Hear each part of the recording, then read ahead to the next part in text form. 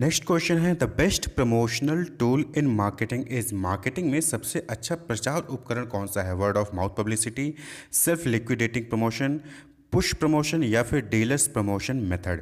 तो देखिए best promotional method क्या हो, देखिए प्रमोशन यानी कि कैसे लोगों को आपके प्रोडक्ट के बारे में पता चलेगा।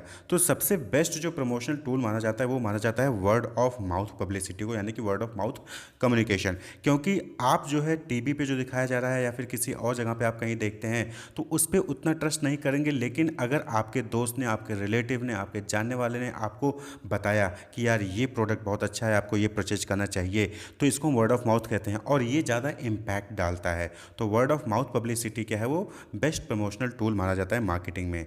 क्लियर? क्योंकि लोग अगर आपके प्रोडक्ट की तारीफ करेंगे तो आपका प्रोडक्ट जो है वो ज़्यादा बिकेगा, ज़्यादा सेल होगा। नेक्स्ट क्वेश्चन है the most popular form of advertising and it reaches to masses is. तो विज्ञापन का सबसे लोकप्रिय रूप और यह आम जनता तक पहुंचता है क्या कहलाता है? सोशल मीडिया, ईमेल, टेलीविज़न या फिर प्रिंट। तो यहाँ पे जो करेक्ट ऑप्शन है that is option D, print.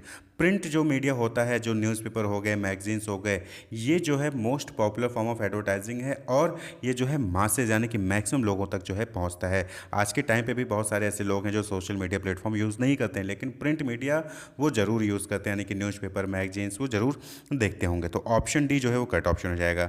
Next है advertising for dash is not allowed, यानी कि किस चीज़ के लिए विज्ञापन की अनुमति नहीं है? लिक्वर, वॉशिंग पाउडर, बिस्किट या फिर चॉकलेट। तो देखिए आपने पढ़ा होगा कि आपने देखा भी होगा आमतौर पर कि जब भी एडवर्टीजमेंट्स आते हैं तो वहाँ पे आपने सिगरेट का या फिर लिक्वर का, इन दो चीज़ों का एडवर्टीजमेंट आप नॉर्मली टीवी पर नहीं देखते हैं या फिर मैगजीन्स पे या न्यूज़पेपर में नहीं देखते होंगे। क्यों? क्योंकि 1995 में ही सिगरेट और लिक्वर के जो एडवर्टीजमेंट है इन पर बैन लगा दिया गया था। तो एक रिसर्च कंडक्ट किया गया था इंडियन मिनिस्ट्री ऑफ हेल्थ द्वारा और फिर वहाँ पे ये पाया गया था कि लिक्वर और जो सिगरेट की एडवर्टाइजिंग है इनका एडवर्स इफेक्ट है पीपल के हेल्थ पे, पर्सन के हेल्थ पे, इसलिए जो है इनकी एडवर्टाइजिंग पे क्या कर दिया गया? बैन कर दिया गया, रोक लगा दिया गया था। तो लिक्वर और सिगरेट यानी कि कहा जाए, देखा जाए तो जो हार्मफुल ऑब्जेक्ट होते हैं, हार्मफुल प्रोडक्ट होते हैं, उनके एडवर्टाइजिंग पर बैन लगा हुआ है। क्लियर? तो ऑप्शन ए यहाँ पे करेक्ट ऑप्शन हो जाएगा। लिक्वर या फिर अगर सिगरेट दिया होता तो सिगरेट हो जाता। नेक्स्ट है showing the product in a pictures as being bigger than it actually is an example of. किसी चित्र में उत्पाद को उससे बड़ा दिखाना जो वास्तव में नहीं है, एक उदाहरण है। तो देखिए एडवर्टीजमेंट में क्या होता है कि बहुत सारी चीज़ें फेक होती हैं, बहुत सारी चीज़ें इल्यूजन में होता है, वहाँ पे रियलिटी नहीं होता। आप देखते होंगे कि वहाँ पे बर्गर, अगर बर्गर का एडवर्टीजमेंट आया तो बर्गर इतना बड़ा बिग साइज़ में दिखाया जाता है कि लगता है कि वाह 90 रुपीज़ में, 100 रुपीज़ में इतना बड़ा बर्गर, लेकिन एक्चुअली में जब आप परचेज करने जाओगे तो आपको जो है वो स्मॉल साइज़ का दिखता है। तो यहाँ पे होता है कि एडवर्टीजमेंट में चीज़ें आपको प्रोडक्ट जो है बड़े साइज़ में देखते हैं लेकिन एक्चुअली में छोटे साइज़ में होते थे। इसको क्या कहेंगे कि आप जब प्रोडक्ट को बड़ा दिखाते हो एडवर्टीजमेंट में और एक्चुअली वो छोटा होता है तो उसको क्या कहते हैं? दैट इज़ धोखा, यानी कि डिसेप्शन। ऑप्शन ए जो है यहाँ पे करेक्ट ऑप्शन हो जाएगा। इसी तरीके से सबलिमिनल ऐड आता है। सबलिमिनल ऐड में क्या होता है कि यहाँ पे म्यूजिक का, साउंड का, इनका इमेज का यूज़ करके जो है आपको जो है दूसरी मीनिंग जो है वहाँ पे दिखाई जाती है। ऐड में दिखाया कुछ हो जाएगा, मीनिंग उसकी साउंड और इमेज के जरिए जो है मीनिंग उसकी कुछ और आ जाती है। ऑप्शन ऐड हो गया जो कि असली विज्ञापन होता है और ऑप्शन डी चैलेंजिंग, चुनौती, ये कोई ऐड है ही नहीं। क्लियर? तो यहाँ पे जो करेक्ट ऑप्शन क्या होगा? डिसेप्शन, यानी कि धोखा देना। आपको दिखाया कुछ और एक्चुअली में प्रोडक्ट कुछ और होता है। तो यहाँ पे option A. Next question, advertising is any paid form of non personal presentation and promotion of ideas, goods and services by an identified person who stated this. तो किसी भी व्यक्ति द्वारा विज्ञापन गैर व्यक्तिगत प्रस्तुति और विचारों, वस्तुओं और सेवाओं को बढ़ावा देने के लिए जिसके लिए भुगतान किया जाता है, यह किसने कहा?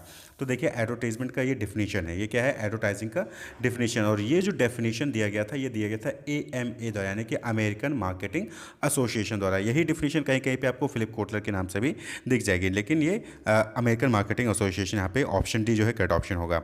नेक्स्ट है creating innovative and new ideas, identifying customer benefit, selecting specific appeal for advertisement are the part of.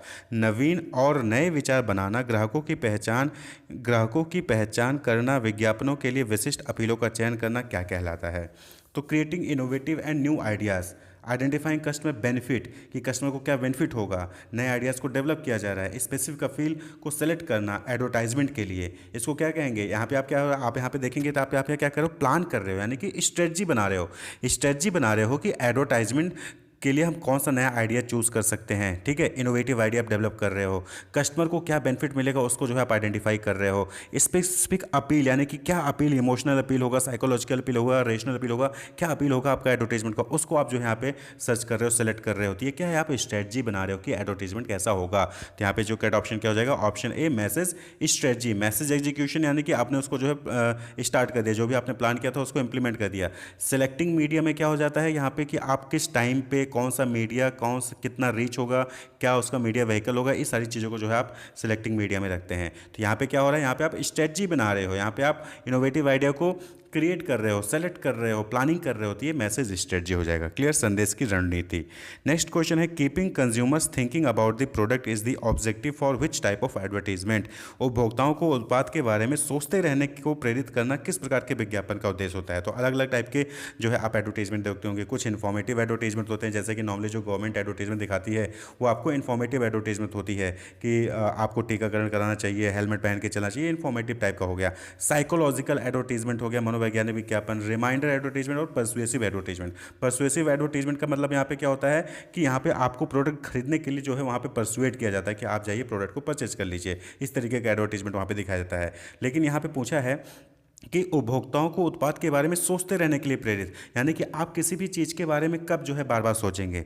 But obvious बात है कि जब आप उसको बार बार देखेंगे, जब बार बार देखेंगे तो बार बार सोचेंगे। तो रिमाइंडर एडवर्टाइजिंग कहते हैं उसको, यानी कि आपको बार बार वो क्या करता है, रिमाइंड कराता रहता है। तो इस टाइप के एडवर्टाइजमेंट को क्या कहते हैं, reminder advertising. Option C is the correct option. Next है a small amount of product is offered to the customer to for trial. ग्राहक को परीक्षण के लिए उत्पाद की एक छोटी मात्रा की पेशकश करना क्या कहलाता है। तो सभी को पता होना चाहिए, दैट इज सैंपल। जब आप किसी बड़े प्रोडक्ट को परचेज करते हो तो उसका एक सैंपल आपको जो है दिखा दिया जाता है, नमूना होता है एक तरीके का, वो आपको दिखा दिया जाता है, जिसके बेसिस पे आप फिर ये अज्यूम करते हो, अनुमान लगाते हो कि हाँ जो एक्चुअल में प्रोडक्ट होगा वो किस तरीके का होगा। आप चावल लेते हो तो चावल परचेज करते हो तो थोड़ा सा चावल उठाते हो, उसको देखते हो, आपको लगता है कि हाँ चावल सही है, तो फिर आप जो है उसको लार्ज क्वांटिटी में चावल को पैक करा लेते हो। तो वो जो छोटा सा सैंपल आपने उठाया, चावल का छोटा सा नमूना उठाया, उसी को हम क्या कहते हैं, सैंपल कहते हैं। यहाँ पे करेक्ट ऑप्शन क्या हो जाएगा, ऑप्शन बी सैंपल। तो ये क्या है, ये सेल्स प्रमोशन का टेक्निक है। सैंपल हो गया, कूपन हो गया, रिबेट हो गया, ये सब सेल्स प्रमोशन के टेक्निक होते हैं। लेकिन यहाँ पे इस क्वेश्चन में करेक्ट ऑप्शन क्या है, ऑप्शन बी सैंपल होगा। नेक्स्ट है a display in retail outlet is called. तो रिटेल आउटलेट में प्रदर्शन को क्या कहते हैं। आपने देखा होगा कि जब भी आप किराना स्टोर पे जाते हैं तो वहाँ पे बिलबोर्ड्स लगे होते हैं, होर्डिंग्स लगी होती हैं।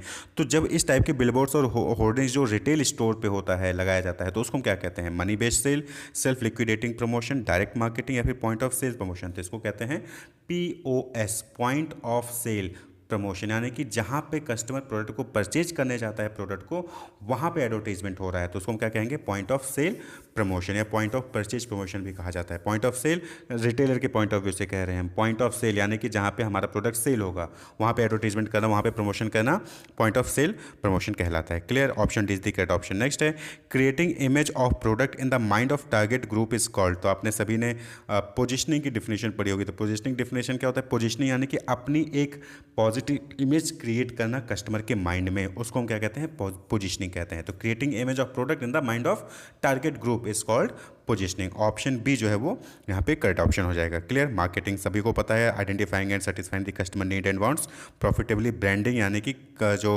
प्रोडक्ट का नाम होता है उसको डिसाइड करना, उसको प्रमोट करना। क्लियर, तो यहाँ पे क्या हो जाएगा, पोजिशनिंग। पोजिशनिंग यानी कि creating image of product in mind of target customer.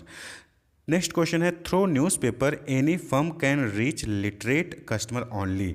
अखबार के माध्यम से कोई भी फर्म केवल साक्षर ग्राहकों तक ही पहुंच सकता है, या क्या है, यानी कि लिटरेट यानी कि क्या हो गया, जो पढ़े लिखे होते हैं। तो यहाँ पे एक क्वेश्चन ये है कि न्यूज़पेपर के जरिए सिर्फ हम पढ़े लिखे लोगों तक ही जो है अपना एडवर्टाइजमेंट पहुँचा सकते हैं, कम्युनिकेट कर सकते हैं। तो ये क्या है, ये नथिंग रिलेटेड इलिटरेट यानी इलिटरेट से रिलेटेड नहीं है, अनपढ़ ग्राहकों से संबंधित कुछ भी नहीं है। एडवांटेज ऑफ न्यूज़पेपर, ये अखबार का लाभ है। ड्रॉबैक ऑफ न्यूज़पेपर एडवर्टाइजिंग, ये अखबार में विज्ञापन का दोष है। या फिर no problem is such advertising, ऐसे विज्ञापन से कोई समस्या नहीं है। तो देखिए, आप एडवर्टीजमेंट कर रहे हो न्यूज़पेपर में, तो आपका मेन मोटिव क्या होता है कि मैक्सिमम से मैक्सिमम लोगों तक आपका जो है एडवर्टीजमेंट पहुंचे। लेकिन अखबार में एडवर्टीजमेंट करने का एक यहाँ पे ड्रॉबैक होता है कि वो सिर्फ जो लिटरेट होते हैं, जो पढ़े लिखे होते हैं, वही उसको जो है देख सकते हैं, वही जो उसको कम्युनिकेट कर सकते हैं। क्योंकि जो पढ़े लिखे हैं वही अखबार पढ़ेंगे, जो पढ़े लिखे नहीं है वो अखबार नहीं पढ़ेंगे। तो ये क्या है, ये ड्रॉबैक हो गया किस चीज़ का, न्यूज़पेपर का। तो option C drawback of newspaper advertising यहाँ पे करेक्ट ऑप्शन हो जाएगा। Clear. An ad copy that uses the endorsement of a satisfied customer is known as. एक विज्ञापन कॉपी जो एक संतुष्ट ग्राहक के समर्थन का उपयोग करता है क्या कहलाती है? आपने देखा होगा अक्सर किसी वेबसाइट पे आप चले जाइए तो वहाँ पे टेस्टिमोनियल लिखा होता है कि ठीक है। उसी तरीके से अगर आप किसी शोरूम में चले जाइए तो वहाँ पे दिखाते हैं कि हमारे संतुष्ट ग्राहक। तो वो क्या होता है कि जो आप कॉलेज में देख लीजिए तो कॉलेज में जो आपके स्टूडेंट जो पास हो जाते हैं वो कहीं पे प्लेस हो जाते हैं तो उनका जो है इंटरव्यू लेकर जो है कॉलेज अपनी वेबसाइट पे या फिर अपने रिसेप्शन पे लगा देती है कि हमारे स्टूडेंट हैं, इनका क्या कहना है हमारे कॉलेज के बारे में। तो इसी को हम क्या कहते हैं? टेस्टिमोनियल कहते हैं। क्लियर? तो इसी तरीके से जब कोई कंपनी जो है अपने सेटिस्फाइड कस्टमर का जो है इंडोर्समेंट करती है कि हमारे सेटिस्फाइड कस्टमर हैं और इन्होंने क्या क्या कहा है देखिए हमारे कंपनी के बारे में, तो इसको हम कहते हैं testimonial advertising copy. Option D is the correct option. Clear? जहाँ पे आप आपका जो कि पुराना कस्टमर है उसके थॉट्स को, उसके व्यूज़ को जो है आप वहाँ पे प्रेजेंट करते हो। क्लियर? नेक्स्ट है the type of appeal which is related to a person psychological and social need for purchasing product and service is called. Appeal का प्रकार जो किसी व्यक्ति की मनोवैज्ञानिक और सामाजिक आवश्यकताओं से संबंधित है उसको क्या कहते हैं? तो एडवर्टाइजिंग करने का में अलग अलग अपील होता है, यानी कि किस पर्पज से जो है आप एडवर्टाइजमेंट कर रहे हैं। तो रेशनल अपील होगा यहाँ पे, कि इमोशनल अपील होगा, मोरल अपील होगा, ह्यूमन अपील होगा। यानी कि इस टाइप का एडवर्टाइजमेंट जहाँ पर पर्सन के साइकोलॉजिकल और सोशल नीड जो प्रोडक्ट को परचेज करता है, सर्विस को परचेज करता है, उससे रिलेटेड होता है तो उसको क्या कहते हैं? तो उसको कहेंगे हम इमोशनल अपील। साइकोलॉजिकल है, सोशल है, तो ये क्या है? ये इमोशनल है। तो option B is the correct option. Which of the following, अगर यहीं पे आप समझिए कि यहीं पे जो है अगर पैसे यानी कि कितने प्राइस का है, कितनी क्वांटिटी का है, ज़्यादा किफ़ायती है, अगर इस टाइप का एडवर्टीजमेंट होता, कंटेंट होता उसका, तो वो क्या होता? वो रेशनल अपील हो जाता है। रेशनल यहाँ पे जहाँ पे सोच समझ के लोग जो है अपना पैसा इन्वेस्ट करते हैं, खर्च करते हैं। क्लियर? तो यहाँ पे क्या है? यहाँ पे साइकोलॉजिकल नीड को फोकस किया जा रहा है, तो ये क्या हो गया? इमोशनल हो गया। नेक्स्ट है विच of the following promotional form is often described as being too impersonal and only a one way communication form। निम्नलिखित में से कौन सा प्रचारक रूप अक्सर अत्यधिक अवैयक्तिक और केवल एक तरफा संचार रूप बताया जाता है? तो आपको बताना है कि यहाँ पे किस टाइप का जो प्रमोशन टूल होता है जो कि वन वे होता है और इम्पर्सनल होता है। तो देखिए आप सेल्स प्रमोशन देखें तो सेल्स प्रमोशन में क्या होता है कि वहाँ पे सेल्स पर्सन और जो है पर्सन और कस्टमर जो है वहाँ पे मिलते हैं और पर्सनल कॉन्टैक्ट होता है, वहाँ पे फ्री कूपन्स, रिबेट ये सब डिस्ट्रीब्यूट किए जाते हैं। पब्लिक रिलेशन में भी जो होता है वहाँ पे कहीं ना कहीं आप कस्टमर से मिलते हैं। पर्सनल सेलिंग में सेल्स पर्सन जो है कस्टमर से मिलता है। लेकिन एडवर्टाइजिंग क्या है? ये जो है वन वे होता है। एडवर्टाइजिंग क्या है कि कंपनी ने एडवर्टाइजमेंट न्यूज़पेपर में या फिर टीवी में चला दिया, कस्टमर कहीं भी बैठा हो वो अपना देख लेता है एडवर्टाइजमेंट में, तो यहाँ पे कोई पर्सनल कॉन्टैक्ट नहीं होता है और ये क्या है? वन वे है। कस्टमर ने क्या सोचा वो आपको बता ही नहीं सकता क्योंकि वो तो टीवी पे एडवर्टाइजमेंट देख रहा है। आपने तो अपनी बात रख दी है टीवी के जरिए कस्टमर को, लेकिन कस्टमर ने क्या सोचा, क्या फीडबैक दिया, वो आप तक नहीं पहुँचता है। तो इसलिए क्या हो जाता है? One way communication. Normally communication successful कब होता है? टू वे होना चाहिए, लेकिन यहाँ पे क्या है? ये वन वे कम्युनिकेशन हो गया क्योंकि कंपनी ने अपना एडवर्टाइजमेंट दिखा दिया, लोगों ने देख लिया, लोगों ने जो देखा, लोगों ने जो सोचा, वो फीडबैक आप तक नहीं पहुंचता, इसलिए वन वे हो गया। और ये इम्पर्सनल है। इम्पर्सनल क्यों? क्योंकि यहाँ पे जो एडवर्टाइजर है वो कस्टमर से डायरेक्टली कॉन्टैक्ट में नहीं होता है। तो करेक्ट ऑप्शन क्या हो जाएगा? ऑप्शन है एडवर्टाइजिंग। नेक्स्ट क्वेश्चन है another name for uh companies marketing communication mix. तो कंपनीज मार्केटिंग कम्युनिकेशन मिक्स को हम दूसरे किस नाम से जानते हैं? तो यहाँ पे सीधा सा आंसर है 4P का प्रमोशन मिक्स। तो यहाँ पे option D the promotion mix, communication mix को हम प्रमोशन मिक्स भी कहते हैं।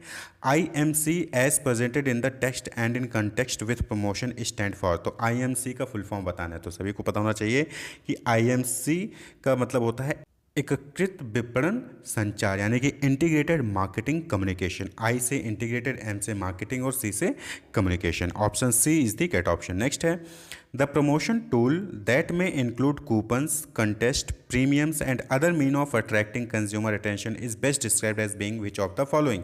तो प्रचार उपकरण जिसमें कूपन, प्रतियोगिता, प्रीमियम और उपभोक्ता का ध्यान आकर्षित करने के लिए अन्य साधन शामिल हो सकते हैं को निम्नलिखित में से किसके रूप में वर्णित किया गया है? तो सभी को पता है सेल्स प्रमोशन। सेल्स प्रमोशन में कूपन्स, कंटेस्ट, प्रीमियम और डिफरेंट रिबेट वगैरह का यूज करके जो है कस्टमर को अट्रैक्ट किया जाता है। तो option D is the correct option. Next question है AIDA स्टैंड फॉर। AIDA का फुल फॉर्म क्या होता है? पता होना चाहिए, एडवर्टाइजिंग आपने इसको पढ़ा भी होगा। A से अटेंशन, यहाँ कहीं कहीं पे अट्रैक्ट भी कहते हैं, तो A से अटेंशन, I से इंटरेस्ट, D से डिज़ायर और A से एक्शन, यानी कि ध्यान, रुचि, इच्छा और कार्य। तो ऑप्शन बी जो है यहाँ पे करेक्ट ऑप्शन हो जाएगा। AIDA stand for attention, interest, desire and action. Clear? Option B. Next question है copy testing is also known as. तो जब आप मैसेज क्रिएट करते हैं, एडवर्टाइजमेंट वहाँ पे क्रिएट कर रहे होते हैं, तो उसकी इफेक्टिवनेस को टेस्ट करने के लिए कॉपी टेस्टिंग की जाती है। तो कॉपी टेस्टिंग को हम और किस नाम से जानते हैं? तो यहाँ पे pre testing, copy writing, concurrent testing, preview है। तो यहाँ पे करेक्ट ऑप्शन क्या है? कॉपी टेस्टिंग को हम प्री टेस्टिंग भी कहते हैं, यानी कि एक्चुअली में एडवर्टीजमेंट को डेवलप करने से पहले हम उसको जो टेस्टिंग करते हैं तो उसको हम प्री टेस्टिंग कहते हैं, copy testing. Option is the correct option. Next question है advertisement through radio was very popular till the middle of last century because of. तो रेडियो के माध्यम से विज्ञापन डैश के कारण पिछली शताब्दी के मध्य तक बहुत लोकप्रिय था। तो किसके कारण लोकप्रिय था रेडियो के द्वारा एडवर्टीजमेंट? इट्स इफेक्टिवनेस, इसकी प्रभावशीलता की वजह से, मोर पॉपुलर देन न्यूज़पेपर, अखबार से ज़्यादा पॉपुलर था, मास रीच, बड़े पैमाने पर पहुंच थी इसकी, या फिर कॉस्ट ऑफ एडवर्टीजमेंट, विज्ञापन की लागत कम थी। या क्यों फेमस था रेडियो उस वक्त पुराने टाइम पे? बिकॉज उस वक्त पुराने टाइम पे रेडियो ही एक ऐसा माध्यम था, रेडियो ही एक ऐसा चैनल था जिसके जरिए large number of people, large number of customer तक जो है अपना एडवर्टीजमेंट वहाँ पे बताया जा सकता था, पहुँचाया जा सकता था। क्लियर? तो इसलिए जो है पुराने टाइम पे रेडियो के जरिए एडवर्टीजमेंट पॉपुलर था। क्यों? क्योंकि मास कवरेज वो रेडियो ही सुनता था। आप देखते होंगे कि पहले भी अगर आपके पेरेंट्स हो गए, दादा दादी हो गए, तो वो लोग रेडियो जरूर रखते होंगे, अभी भी उनके पास कोई पुराना रेडियो पड़ा होगा। तो रेडियो उस टाइम पे रेडियो ही चलता था। दूर दूर से गांव देहात में कोई भी इंसान हो, शहरों में तो था ही, गांव देहात में सब लोग रेडियो सुनते थे और रेडियो के जरिए जो एडवर्टीजमेंट आता था वो आसानी से मैक्सिमम लोगों तक पहुंचाया जाता था। तो इसलिए रेडियो जो है एक इफ़ेक्टिव एडवर्टाइजमेंट का सोर्स था, पॉपुलर था मिडिल लास्ट सेंचुरी में। Wish you all the best, keep watching.